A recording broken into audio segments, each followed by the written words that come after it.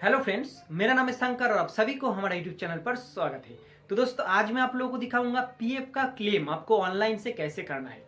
PF में अगर आपका पैसा पड़ा हुआ है तो उस पैसे को आपको क्लेम करके उठाना होता है। तो क्लेम कैसे करना है उसका ही स्टेप बाय स्टेप प्रोसेस मैं आज आप लोगों को दिखाऊंगा इस वीडियो के अंदर। तो मैंने पीएफ के ऊपर बहुत सारे वीडियो दिया पहले भी, अगर वो वीडियो नहीं देखे तो उसका लिंक मैं डिस्क्रिप्शन में दे दूंगा। वो वीडियो देख के सब कुछ आप कर सकते हो, जैसे ई नॉमिनेशन कैसे करना है, केवाईसी पीएफ का कैसे करना है, वो सब कुछ आप देख सकते हो।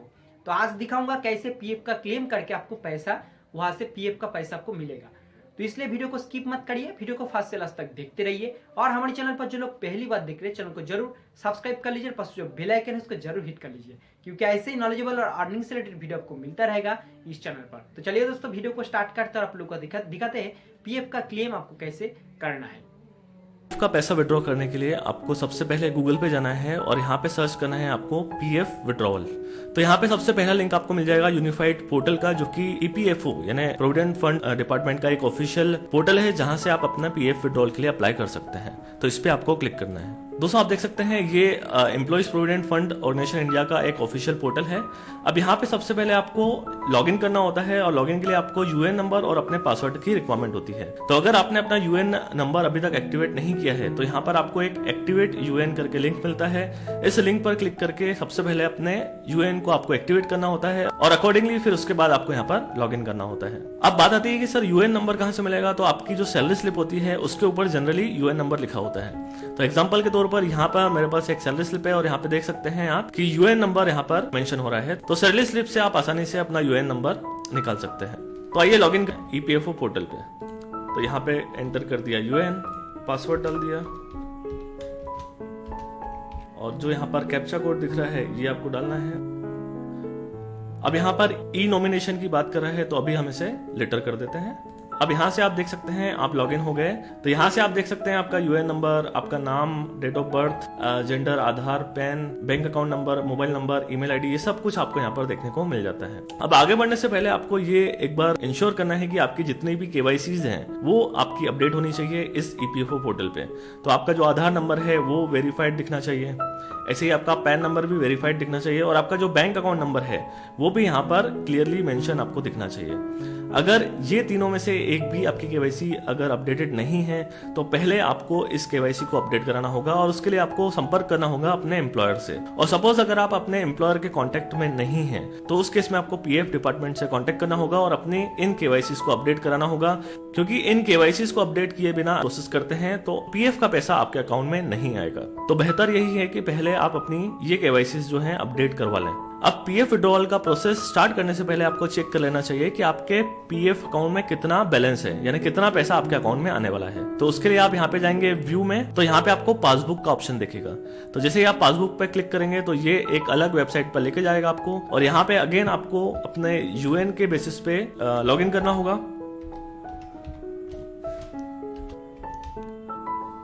और यहाँ पे फिर आपको अपना लेटेस्ट एम्प्लॉयर सिलेक्ट करना होगा, देन व्यू पासबुक। तो यहाँ पे आपको टोटल बैलेंस दिख जाएगा कि एम्प्लॉय का कंट्रीब्यूशन कितना है और एम्प्लॉयर का कंट्रीब्यूशन कितना है और टोटल पीएफ का बैलेंस है 1,77,850 रुपीज का। और इसके अलावा यहाँ पर आपका पेंशन का पैसा भी आपको दिखेगा, 37,988 का पेंशन का पैसा है। तो जब भी हम पीएफ विड्रॉल की बात करते हैं तो यहाँ पर पेंशन का भी इंक्लूड होता है। तो जो आपका पीएफ कटता है वो दो पोर्शन में डिवाइड होता है। उसका एक मेजर पोर्शन होता है पीएफ और उसमें से कुछ पोर्शन आपका पेंशन में कंट्रीब्यूट होता है। तो आप पीएफ का भी विड्रॉल कर सकते हैं और पेंशन का भी विड्रॉल कर सकते हैं। बट यहाँ पर एक छोटा सा कैच है। तो कैच ये है कि पेंशन का पैसा आप तभी विड्रॉ कर सकते हैं जब आपने किसी ऑर्गेनाइजेशन में कम से कम 6 महीने जॉब किया हो और आपका जो टोटल एम्प्लॉयमेंट है वो 10 साल से ज्यादा नहीं होना चाहिए। अगर आपका एम्प्लॉयमेंट 6 महीने से कम का है तो आप पेंशन का पैसा विड्रॉ नहीं कर पाएंगे। और अगर आपका टोटल एम्प्लॉयमेंट यानी जितने भी आपने एम्प्लॉयर्स को सर्व किया है वो टोटल एम्प्लॉयमेंट अगर आपका 10 साल से ज्यादा है तो भी आप अपने पेंशन का पैसा नहीं निकाल पाएंगे। तो इस केस में आपको पेंशन का जो ये पैसा है ये पेंशन के रूप में मिलेगा जब आप एक स्पेसिफाइड एज अटेंड कर लेते हैं। तो आपको ध्यान रखना है कि 6 महीने से कम आपका एम्प्लॉयमेंट नहीं होना चाहिए और 10 साल से ज्यादा आपका एम्प्लॉयमेंट नहीं होना चाहिए, तो ही आप अपने इस पेंशन के पैसे को विड्रॉ कर पाएंगे।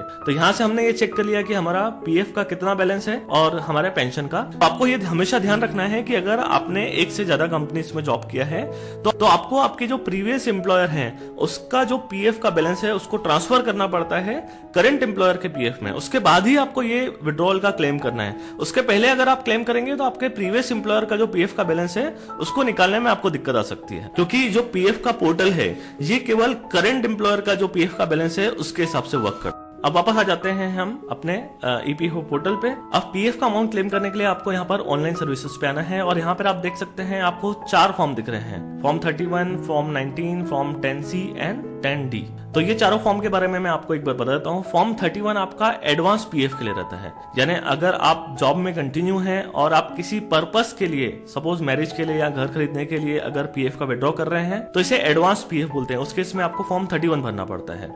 अगर आपका जॉब टर्मिनेट हो चुका है, यानी आपने किसी रीजन से जॉब छोड़ दिया है, उस केस में अगर आप अपना पीएफ विड्रॉ करना चाहते हैं तो उस केस में आपको फॉर्म 19 भरना होता है। फॉर्म 10C होता है पेंशन के विड्रॉल के लिए, यानी अगर आपका जो जॉब है वो 6 महीने से ज्यादा है पर 10 साल से कम है और उस केस में आप पेंशन का विड्रॉ कर सकते हैं, जैसा कि मैंने आपको बताया। तो पेंशन का पैसा विड्रॉ करने के लिए आपको 10C भरना होता है। और ऐसे ही अगर 10 साल से ज्यादा अगर आपका एम्प्लॉयमेंट हो जाता है उस केस में आपको पेंशन का पैसा विड्रॉ करना है तो वो आप अपना रिटायरमेंट की एज अटेंड करने के बाद कर सकते हैं। उस केस में आपको फॉर्म 10D भरना होता है। तो आज का ये जो हमारा केस है ये एम्प्लॉयमेंट टर्मिनेशन का है, यानी एम्प्लॉय ने अपना जॉब छोड़ दिया है, उसने 4 साल 4.5 साल जॉब किया है, तो इस वजह से वो पीएफ भी विड्रॉ कर रहा है और साथ ही साथ में अपना पेंशन भी विड्रॉ कर पा रहा है, क्योंकि 6 महीने से ज्यादा हो चुका है और 10 साल से कम है। तो हमारे लिए जो रिलेवेंट फॉर्म है वो फॉर्म 19 और फॉर्म 10C रहेगा। तो इस पे आपको क्लिक कर देना है। जैसे ही आप क्लिक करेंगे तो यहाँ पर आपकी सारी डिटेल आ जाएंगी। अब आगे बढ़ने से पहले आपको यहाँ पर बैंक अकाउंट को वेरीफाई करना होता है, बट उसके पहले भी आपको ये चेक करना होता है कि आपका यहाँ पर डेट ऑफ एग्जिट जो है वो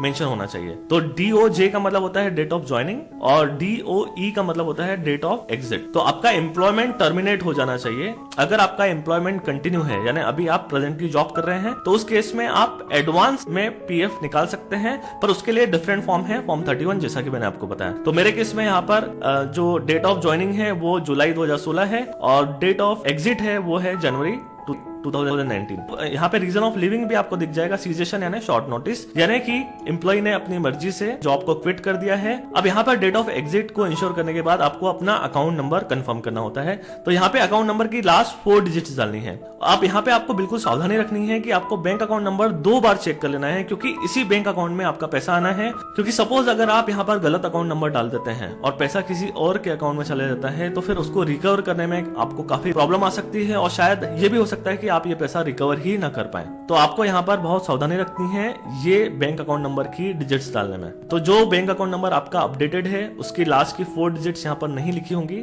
वो आपको यहाँ पर लिखकर वेरीफाई पे क्लिक करना है। तो ये आपको एक पॉपअप आ जाएगा जहां पर पीएफ डिपार्टमेंट आपसे कंफर्म करता है कि ये वही बैंक अकाउंट है जिसमें आपका पीएफ का पैसा क्रेडिट होने वाला है। इसमें आपको इंश्योर करके यस पे क्लिक कर देना है। तो यहाँ पर ये ग्रीन टिक आ जाएगा। इसका मतलब ये है कि आपका जो अकाउंट नंबर अपडेटेड है यहाँ पर उसकी सही डिजिट्स आपने यहाँ पर एंटर कर दी है। इतना करने के बाद यहाँ पे आपको बॉटम में एक टैब मिलेगा, प्रोसीड टू ऑनलाइन क्लेम। इस पे आपको क्लिक कर देना है। यहाँ पर जैसे ही आप क्लिक करेंगे यहाँ पे अगेन आपकी डिटेल्स सारी आपको मेंशन दिख जाएंगी। अब यहाँ पर आपको ध्यान रखना है कि आपका पैन नंबर सही अपडेटेड है, क्योंकि अगर आपका पैन नंबर यहाँ पर अपडेटेड नहीं है तो उस केस में आपका 30% तक टीडीएस कट जाएगा। तो ये चीज आपको ध्यान रखना है कि आपका पैन नंबर यहाँ पर अपडेटेड हो। उसके बाद यहाँ पर date of joining, date of living या डेट ऑफ एग्जिट, ये सब कुछ आ रहा है। I want to apply for में यहाँ पर आपको देखो 2 फॉर्म दिख रहे हैं। जैसा कि मैंने आपको बताया फॉर्म 19 जो है वो आपके पीएफ विड्रॉल का है और फॉर्म 10C जो कि पेंशन विड्रॉल का है। अब ये दोनों फॉर्म आपको सेपरेटली अलग अलग भरने पड़ते हैं, यानी ये जो प्रोसेस हम अभी कर रहे हैं ये आपको 2 बार करनी है। एक बार आपको पीएफ विड्रॉल के लिए करनी है और सेम प्रोसेस फिर आपको एक बार आपके पेंशन विड्रॉल के लिए करनी है। हालांकि यहाँ पर एक ऑप्शन होना चाहिए जिसमें दोनों प्रोसेस एक साथ हो सके, बट अभी तक ऐसा नहीं है, तो आपको ये प्रोसेस 2 बार करना पड़ेगा।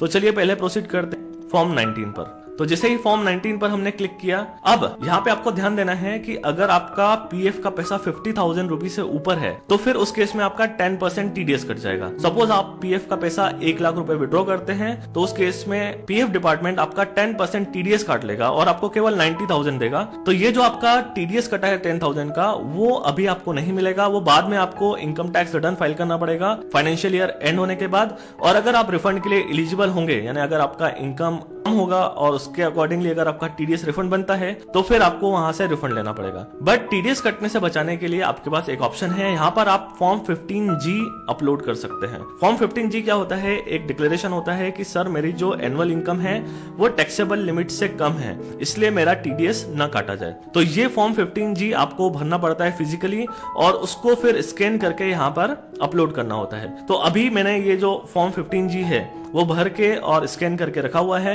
और मैं उसे यहाँ पर अपलोड कर दूंगा ताकि मेरा टीडीएस नहीं कटे और जितना भी मैं यहाँ पर पीएफ विड्रॉ कर रहा हूँ वो पूरा का पूरा 100% मेरे अकाउंट में क्रेडिट हो। तो आई होप आपको समझ में आ गया होगा फॉर्म 15G क्या है। ऐसे ही अगर आप सीनियर सिटीजन हैं तो आपको फॉर्म 15G की जगह फॉर्म 15H भरना होता है। तो यहाँ से आप देख सकते हैं इनकम टैक्स एक्ट का ये फॉर्म 15G मैंने यहाँ पर डाउनलोड करके और उसे मैनुअली पूरा फिल किया हुआ है और फिल करने के बाद उसको स्कैन करा के रखा हुआ है। अब मुझे क्या करना है, यहाँ पर फॉर्म 15G चूज फाइल करके उस फाइल को यहाँ पर अपलोड कर देना है। अब आपको यहाँ पर ध्यान देना है कि ये जो आपका 15G स्कैन होना चाहिए केवल पीडीएफ फॉर्मेट में होना चाहिए। तो अगर ये पीडीएफ के अलावा किसी और फॉर्मेट में है, जैसे कि वो इमेज के फॉर्मेट में है, तो यहाँ पर वो एक्सेप्ट नहीं होगा। उसके बाद यहाँ पर आपको एम्प्लॉय का एड्रेस फिल कर देना है।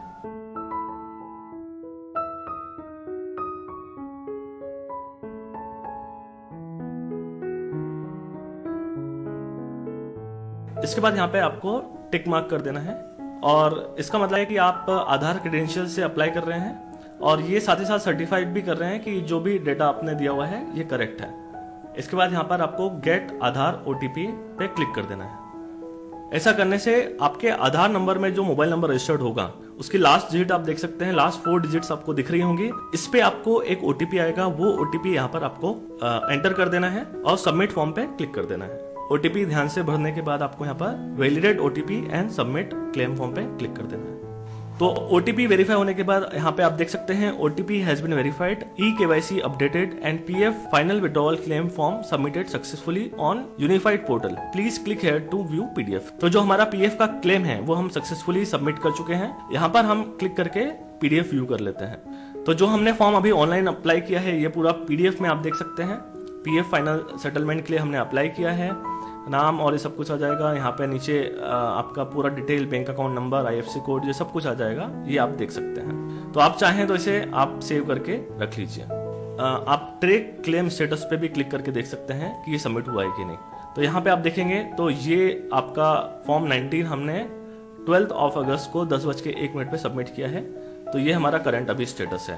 अब ये स्टेटस आपका जैसे जैसे चेंज होता जाएगा, जैसे जैसे प्रोसेस होता जाएगा वैसे वैसे इसका स्टेटस चेंज होता जाएगा। तो अच्छा, अभी हमने जो क्लेम किया है केवल पीएफ को क्लेम किया है, अभी हमें पेंशन को भी क्लेम करना बाकी है। जैसे कि मैंने आपको बताया कि हमें सेम प्रोसेस 2 बार करना पड़ेगा। तो अब सेकेंड टाइम हम प्रोसेस करते हैं तो उसके लिए फिर से आपको यहाँ पर अपना बैंक अकाउंट नंबर वेरीफाई कराना होगा। तो इस बार हम फॉर्म 10C भरने वाले हैं और एक बार फिर से आपको बैंक अकाउंट नंबर वेरीफाई करना होगा, लास्ट की 4 डिजिट वेरीफाई करना होगा।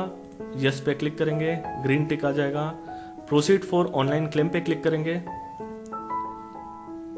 और इस बार हम क्लेम ऑप्शन में 10C सिलेक्ट करने वाले हैं क्योंकि हम पेंशन का विड्रॉल कर रहे हैं। उसके बाद अगेन सेम एम्प्लॉय एड्रेस हम यहाँ पर फिल कर देंगे। एड्रेस आपका पूरा फिल करने के बाद यहाँ पर आपको टिक करना है। उसके बाद गेट आधार ओटीपी पे अगेन क्लिक करना है। अगेन आपके जो मोबाइल नंबर है जो आपके आधार में रजिस्टर्ड है उस पे एक ओटीपी आएगा। तो वो जो ओटीपी आया है उसको सेम प्रोसेस आपको यहाँ पर टाइप कर देना है और यहाँ पे validate OTP and submit claim form पे क्लिक कर देना है। ये साइट थोड़ा स्लो काम करता है तो आपको यहाँ पर वेट करना होता है। तो ये आपको ध्यान रखना है कि आपको जल्दी नहीं करना है और कुछ भी बैक स्पेस या रिफ्रेश क्लिक नहीं करना है क्योंकि उस केस में फिर आपको प्रोसेस वापस से करना पड़ सकता है। अब यहाँ पे अगेन आप देख सकते हैं OTP has been verified, e KYC updated and PF final withdrawal claim form submitted successfully on unified portal. अब अगेन यहाँ पर आप क्या कर सकते हैं, ऑनलाइन सर्विसेज में जाकर ट्रैक क्लेम स्टेटस पे क्लिक करके देख सकते हैं। अब यहाँ से आप ऑनलाइन क्लेम स्टेटस में देख सकते हैं कि 12 अगस्त 2019 को हमने 10:01 पर फॉर्म 19 भरा है, जिसमें हमने पीएफ का अपना विड्रॉल क्लेम किया है। और इसी तरीके से सेम डे 12 अगस्त को 10:09 पे हमने फॉर्म 10C भरा है, जिसमें हमने पेंशन का पैसा विड्रॉ करने के लिए क्लेम किया हुआ है। अब ये जो करंट स्टेटस है ये online claim submitted at the portal है। अब इसे पीएफ डिपार्टमेंट प्रोसेस करेगा और 7 से 10 दिनों के अंदर जो भी टाइम लगता है उसमें ये जो पैसा है वो मेरे बैंक अकाउंट में डाल देगा, जो कि हमने यहाँ पर इन दोनों फॉर्म के टाइम पर मेंशन किया हुआ है। अब जैसा कि मैंने आपको ये पूरा प्रोसेस बता दिया है, अब इस वीडियो को मैं अभी अपलोड नहीं करूँ, अब मैं वेट करूंगा 7 दिन, 10 दिन, 15 दिन, जितने दिन भी लगते हैं ये दोनों पैसा मेरे अकाउंट में क्रेडिट होने में। और जिस दिन मेरे ये पैसा अकाउंट में क्रेडिट हो जाएगा उस दिन मैं इसका सेकंड पार्ट रिकॉर्ड करूंगा और इसी वीडियो के साथ मर्ज करके आपको प्रूफ के साथ दिखाऊंगा कि इस तरीके से जो है प्रोसेस किया, फॉर्म 19 और फॉर्म 10C ऑनलाइन भरा और उसके बाद 7 दिन या 10 दिन या जितने भी दिन लगे उतने दिन में मेरा पैसा मेरे बैंक अकाउंट में आ गया। और वो बैंक अकाउंट का स्टेटमेंट भी मैं आपको बताऊंगा, तो उससे आप ज्यादा अच्छे तरीके से कनेक्ट कर पाएंगे और आपको कॉन्फिडेंस आएगा कि आप ऑनलाइन अच्छे से इसे कैसे क्लेम कर सकते हैं। दोस्तों, क्लेम का स्टेटस चेक करने के लिए मैंने लॉगिन कर लिया है ईपीएफओ पोर्टल पर और यहाँ पर आपको ऑनलाइन सर्विसेज में जाकर ट्रैक क्लेम स्टेटस पर क्लिक करना है। तो यहाँ पर आप देख सकेंगे कि हमने फॉर्म 10C और फॉर्म 19 के जरिए 12 अगस्त को अप्लाई किया था और 13 अगस्त को ये सेंड टू फील्ड ऑफिस भेज दिया गया था और अभी इसका जो करंट स्टेटस आ रहा है वो सेटल्ड आ रहा है। अब हम इसे चेक कर लेते हैं कि कौन सी डेट पर ये सेटलमेंट हुआ है और कौन सी डेट पर अकाउंट में क्रेडिट हुआ है। अब सेटलमेंट देखने के लिए आपको यहाँ पर जाना है व्यू में और क्लिक करना है पासबुक पर। तो ये आपको passbook.epfindia.gov.in पे लेके जाएगा और यहाँ पे भी आपको आपके यूएन से लॉगिन कर लेना है। लॉगिन करने के बाद आपको यहाँ पर जैसा कि मैंने बताया जो सबसे लास्ट वाला होता है वो लेटेस्ट आपका एम्प्लॉयर होता है, यहाँ पर क्लिक करना है और व्यू क्लेम स्टेटस पे आपको क्लिक कर लेना है। तो यहाँ से हम देखें तो इनको जो क्लेम रिसीव हुआ था वो 13 अगस्त को हुआ था, 12 अगस्त को हमने अप्लाई किया था, 13 अगस्त को क्लेम इनको रिसीव हुआ जैसा कि हमने देखा था वहां पर सेंड टू फील्ड ऑफिस और 21 अगस्त को इन्होंने ये क्लेम सेटल कर दिया और जो सेटलमेंट किया वो पेमेंट सेंट वाया एनईएफटी 21 अगस्त 2019 को इन्होंने एनईएफटी के जरिए क्लेम सेटल कर दिया। तो ये जो सेटलमेंट है ये फॉर्म 10C का सेटलमेंट है, यानी कि पेंशन का सेटलमेंट है। इसी तरीके से नीचे आ जाएंगे आप तो आपको यहाँ पे फॉर्म 19 का भी सेटलमेंट दिखेगा। ये वाला जो क्लेम है ये भी 13 अगस्त 2019 को मिला था और इसमें हमने फॉर्म 19 के जरिए पीएफ का बैलेंस क्लेम किया था और यहाँ पे आप देख सकते हैं ये स्टेटस भी आपका सेटल्ड आ रहा है और ये जो सेटल किया गया है ये भी एनईएफटी के जरिए सेटल किया गया है 19 अगस्त 2019 को। यहाँ पे आपको डेट दिख रही है। तो 19 अगस्त 2019 को मेरा पीएफ का बैलेंस मेरे अकाउंट में क्रेडिट हो गया और इसी तरीके से 21 अगस्त को ठीक 2 दिन बाद मेरे पेंशन का पैसा भी 57,177 मेरे अकाउंट में क्रेडिट हो गया। तो जिस बैंक अकाउंट में ये क्रेडिट हुआ है उसका भी स्टेटमेंट खोल के मैं आपको चेक करा देता हूं। तो मैंने लॉगिन कर लिया है पीएनबी नेट बैंकिंग में, जहां पर मुझे ये पीएफ का पैसा रिसीव हुआ है और यहाँ पर हम अकाउंट स्टेटमेंट चेक कर लेते हैं। अकाउंट स्टेटमेंट में हमने जो डेट डाल दी वो पिछले महीने की डाल दी और यहाँ से हमने सर्च कर लिया क्योंकि अगस्त के महीने में हमें। तो यहाँ पे देखेंगे तो अगस्त में केवल 3 ट्रांजेक्शन हुए हैं इस बैंकिंग में। एक ट्रांजेक्शन तो मेरा होम लोन का जो ईएमआई है उसके डेबिट का है और इसके अलावा 2 मुझे क्रेडिट आए हैं। एक क्रेडिट आया है 1,95,862 का जो कि मुझे पीएफ का पैसा आया है और यह आया है मुझे 20 तारीख को और इस तरीके से 22 तारीख को मुझे प्रोविडेंट फंड ऑर्गेनाइजेशन से एक और पैसा आया 57,177 का और ये अमाउंट है पेंशन का। अब यहाँ से मैं आपको अमाउंट भी टैली करके दिखा देता हूँ। 195,862 पीएफ।